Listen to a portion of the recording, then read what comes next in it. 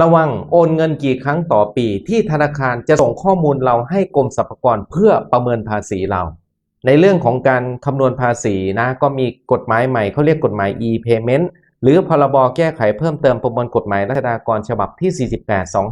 48/2562ที่มีการประกาศใช้ตั้งแต่ปี2563มาแล้วกำหนดว่า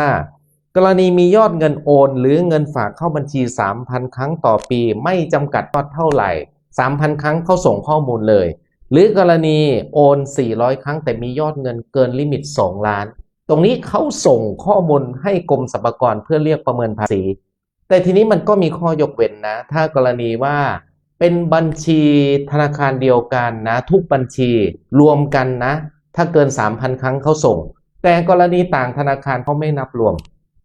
ถ้ากรณีว่าทุกบัญชีโอนในธนาคารเดียวกันเขาจะส่งแต่ถ้าทุกบัญชีรวมกันนะแต่ไม่นับรวมต่างธนาคารตรงนี้เราจะไม่ถูกส่งข้อมูลทีนี้เมื่อมีการส่งข้อมูลบอกเฮ้ยทำยังไงดีเขาจะมีหนังสือแจ้งประเมินมาที่บ้านเร